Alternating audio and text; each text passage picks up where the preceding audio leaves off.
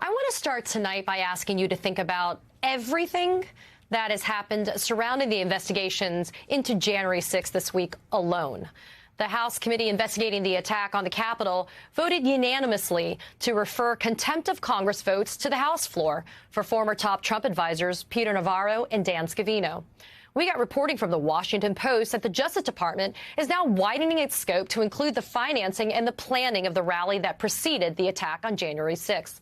We also saw bombshell reporting about a 7-hour and 37-minute gap in Donald Trump's phone logs from the day of the attack.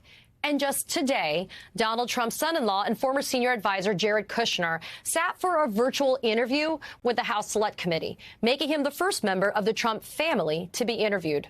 We should note that Kushner was not in the United States leading up to the events of January 6th. He was in Saudi Arabia, and he didn't return until the day of the riot. But buried in last week's headlines that Ginny Thomas, wife of Supreme Court Justice Clarence Thomas, texted then White House Chief of Staff Mark Meadows, urging him and Trump to overturn the 2020 election, was a text that showed that Meadows was not the only official in the Trump White House that Ginny Thomas had reached out to. In a text sent to Meadows on November 13th, Ginny Thomas wrote the following: "Just forwarded to your Gmail an email I sent Jared this AM.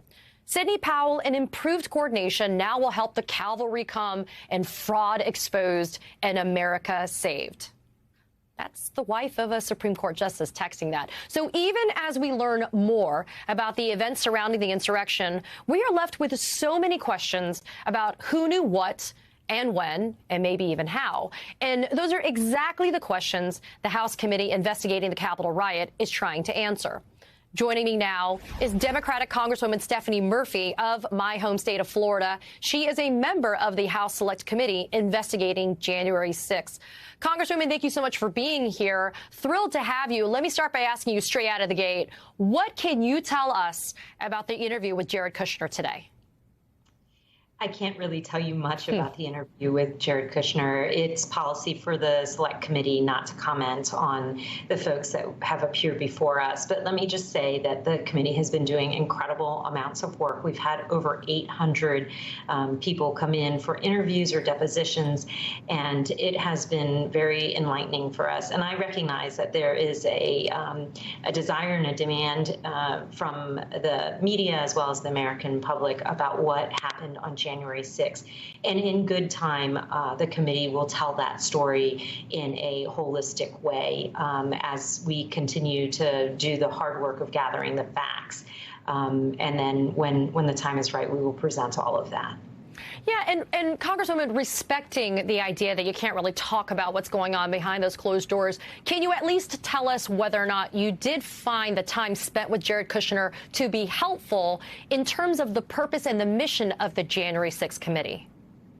Absolutely. The time spent with him was helpful, and I'm grateful that he chose to spend time with the committee. I think, people who love this country and who want to ensure that we support our Constitution and ensure nothing like January 6th happens again, have come before our committee and have provided us with really important information about the run-up to January 6th, as well as what happened on the day of January 6th. And obviously, given his proximity to leadership in the White House, he had good information to provide us, as have many of the other folks that we have talked to through both depositions as well as interviews. Are you able to tell us whether or not he's done with you today, or do you reasonably anticipate that he's going to have to come back for another day or perhaps maybe multiple days? I honestly don't know, because I had to duck out for votes, and so I didn't catch the wrap up. So I'm sorry, I had to go down to the floor for votes, and I couldn't comment on that. Well, so I guess my next question then would be, he voluntarily appeared, right? And that hasn't happened with several other people who were in that circle of trust or within kind of the White House and within the Oval Office. What does it tell you as a member of the committee that Jared Kushner wasn't forced to show up by a court order, that he voluntarily appeared to be able to answer the questions that your committee had today for him? I'm glad that he showed the patriotism and the understanding of the rights of Congress to have oversight on these issues and responded appropriately to our request that he show in front of our committee. I think that the broad majority of the people who we have sought testimony from have showed up and have provided their perspective. Many of these people are actually proud of their role in what they did on January 6th and want to share their story. And the ironic piece is that some of the folks who are resisting coming in front of the committee, like Scavino or Navarro, they have no problems sharing their perspectives in the media and in books and in ways that benefit them personally, but have decided that they don't want to come in front of this committee. And there are ways in which we can handle that. As you know, this week we referred both Scavino and Navarro for criminal contempt of Congress because of their resistance to coming to provide information that they are out there willingly providing in public forums, but they're unwilling to come before this committee. And the courts have upheld Congress's authority and the Select Committee's purpose in a number of court cases, and I think that's really critically important too.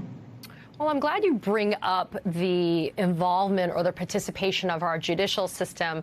That referral on Mark Meadows happened a long time ago. Is there some frustration on your part as a member of the January 6th committee that nothing has been done vis-a-vis that referral in terms of an indictment for Mark Meadows after your committee tried to get information or further information from him, him being Mark Meadows?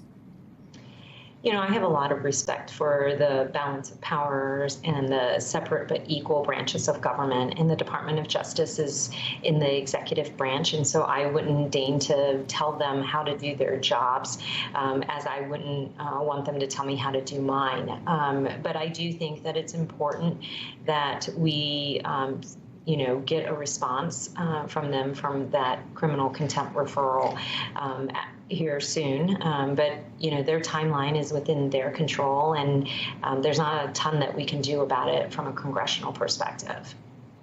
So in the kind of run-up to you being able to be here with us to be able to answer questions, I mentioned the fact that there were text messages that were turned over by Mark Meadows to the January 6th committee where Jared Kushner's name showed up. So his name pops up in the Ginny Thomas text messages.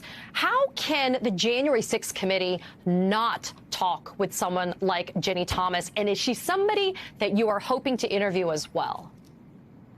We're going to interview everyone who we believe has information to help us construct the facts around the run-up to January 6th and then what happened on January 6th.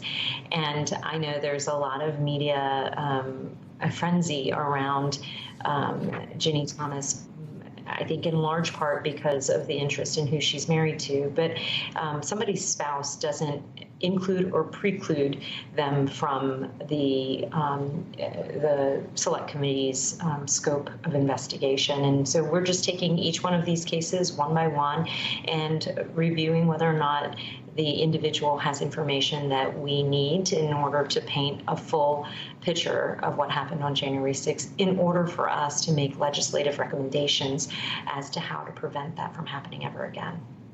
So to be clear, I just heard you say then that just the fact that somebody is a spouse, for example, if they have relevant information, or at least the committee thinks they have relevant information, the fact that it's the spouse of a sitting Supreme Court justice in and of itself would not be enough to dissuade the committee from being able to pursue whatever investigative threads or lines of investigation exist for you, right?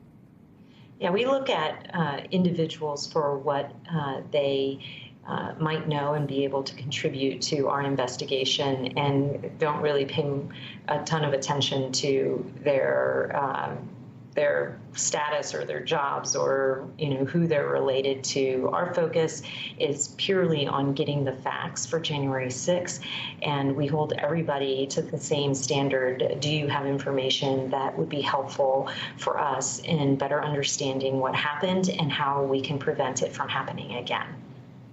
So you've also spoken about how the committee is trying to, among others, triangulate perhaps what did Donald Trump know and what was he doing on the date of January 6th?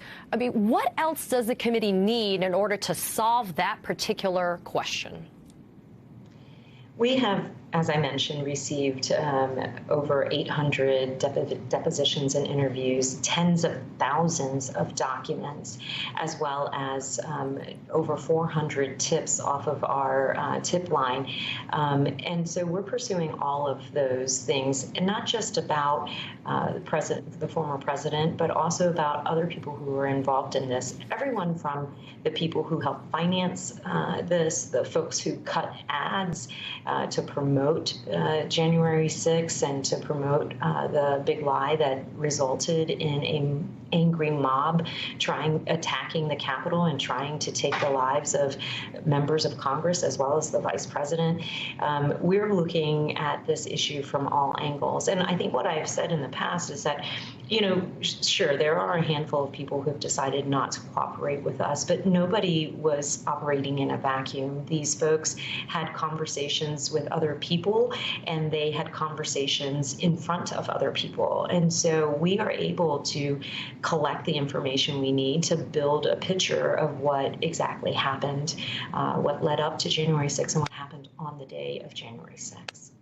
Congresswoman, there's so much that goes on behind the scenes, behind closed doors, about which the public and Americans are not privy to. How confident are you in the latest timeline that we've heard reporting about, that these public hearings for your committee, that they could happen in May? I mean, I think this date has been pushed back a little bit. So how confident are you that we'll be able to do that in May?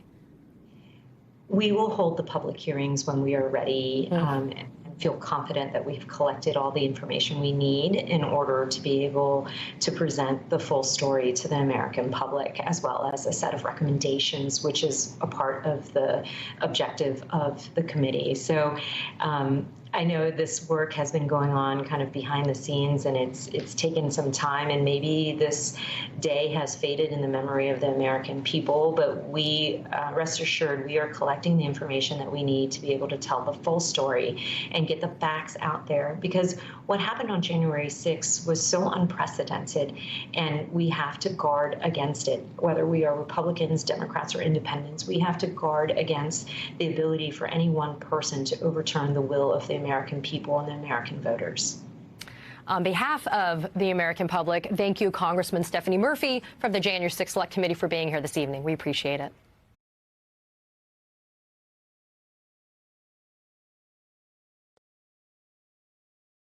Hi, I'm Zerlina Maxwell. Thanks for checking out our channel on YouTube. You can see more from Zerlina by clicking any of the videos on this screen, and make sure you subscribe below to stay up to date on the day's biggest stories. Thanks for watching.